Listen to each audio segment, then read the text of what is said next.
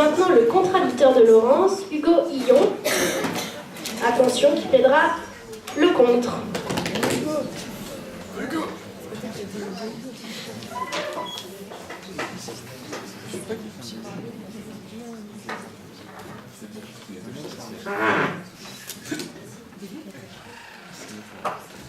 Cher jury, cher public, chers contradicteurs, cher écoque. En préambule de notre plaidoirie, nous tenons à prévenir l'Assemblée de notre strict respect de la consigne. Vous assisterez au cours des 10 minutes à venir aux plaidoiries du manager et non à ses pitreries. Nous ne saurons confondre un discours de Martin Luther King et un sketch de Jean-Marie Bigard. Que ceux parmi vous qui attendent un grossier salmigondi de goguenardise à l'encontre des AST quittent cette salle ou se taisent à jamais. Du moins pour les 10 minutes à venir. Entrons maintenant dans le vif de notre sujet. Son libellé stipule qu'il n'y a que chez les couturiers que le patron est un modèle. Nous sommes bien sûr contre cette allégation on ne peut plus fallacieuse qui contenterait à peine le président de Dress Code, association mode de notre belle école. Nous entamerons cette plaidoirie par une définition concise mais précise des termes du sujet. Commençons par le vocable patron, véritable pierre angulaire de l'énoncé, de par son caractère hautement plurivoque. Stricto sensu, comme on dit nos contradicteurs, le patron est le saint sous l'invocation duquel est placée une église, une ville ou encore un métier. Nous n'userons que très peu de ce sens à mesure de notre réflexion. Lato sensu, deux significations s'offrent à nous. D'une part, patron se dit d'une personne qui en a d'autres sous son commandement. D'autre part, ce terme désigne un modèle sur lequel travaillent les artisans pour confectionner certains objets. Ainsi le couturier, mais aussi le chocolatier ou encore le fabricant de cartes à jouer, utilisent-ils le patron dans le cadre de leur métier. D'emblée, nous constatons donc qu'il n'y a pas que le couturier qui utilise le patron comme modèle. Qu'est-ce qu'un modèle ? Nous est-il maintenant loisible de nous demander. Cela peut être une figure destinée à être reproduite, parfois à échelle réduite. Cela peut aussi être une personne exploitant à des fins professionnelles les proportions avantageuses de son corps. En d'autres termes, un mannequin. Le couturier, lui, est une personne qui dirige une maison de couture ou crée des modèles.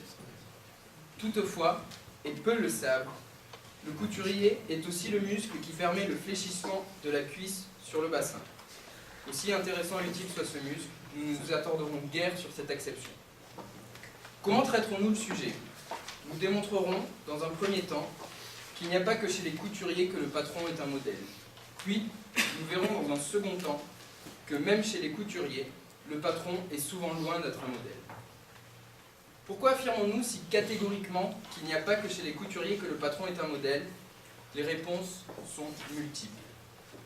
Mentionnons d'abord ces patrons, non couturiers, qui apparaissent comme des modèles.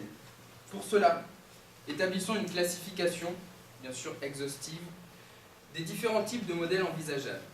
Le modèle de charisme, dont l'exemple archétypal est le feu et regretté Steve Jobs, Stéphane emploie pour les intimes, son col roulé noir, ses lunettes rondes, sa pomme entrecroquée et son pancréas à toute épreuve. Le modèle d'efficacité, à l'instar de Carlos Ghosn, drôle de spécimen libano-brésilo-franco-américain devenu icône au pays du soleil levant. Le modèle d'éthique, tel Ben Cohen et Jerry Greenfield, les fondateurs de Ben & Jerry's, parangons de vertu, nonobstant leur chevelure rousse. Force est de constater que l'engouement qui existe parfois pour le patron érigé au statut de modèle est en fait loin d'être un phénomène récent. Déjà, dès le XIXe siècle émergent les théories des socialistes utopiques. Prenons pour exemple Eugène Fourier et son phalanstère, concept bien attrayant d'unité de vie autonome basé sur le principe de la coopération, et rapidement concrétisé par Jean-Baptiste André Gaudin dans la ville de Guise.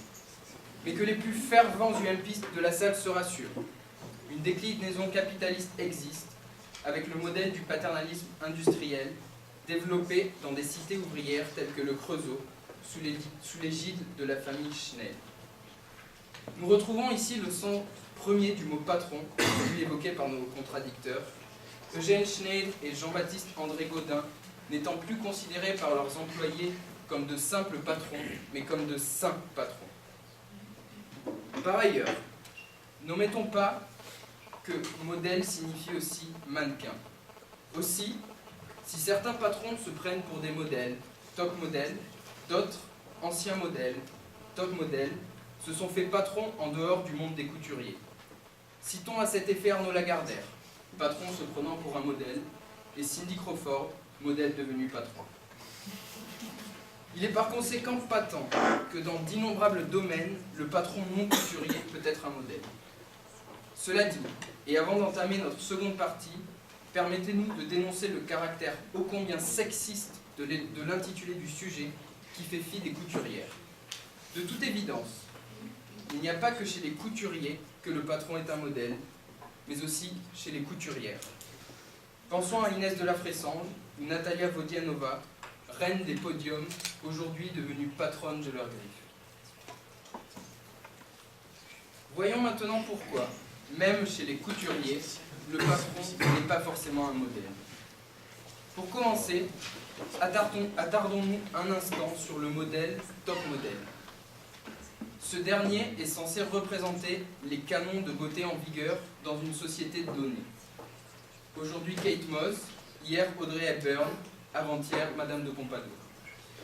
Imagineriez-vous le bellâtre couturier Paco Rabanne défiler dans ses propres créations? C'est à peine pensable. Prenons par ailleurs l'exemple de John Galliano, ancien directeur artistique de la maison Dior, patron des patrons chez les fashionistas, licencié récemment pour ses propos racistes et antisémites. Est-ce être un modèle que de scander « I love Hitler » à la terrasse d'un café? Nous ne le croyons pas. D'ailleurs, sur ce point, chers contradicteurs, vous avez certes montré que dans certains cas, chez les couturiers, le patron peut être un modèle, mais malheureusement, c'est parfois un modèle de ce qu'il ne faut pas faire. En définitive, le patron peut sans nul doute être un modèle dans tous les sens du terme, en dehors du monde des couturiers. En outre, il est évident que dans le microcosme des couturiers même, la qualité de patron est parfois loin de coïncider avec celle de modèle. Cher jury, cher public, chers contradicteurs, chéri fais-moi peur, merci de votre attention.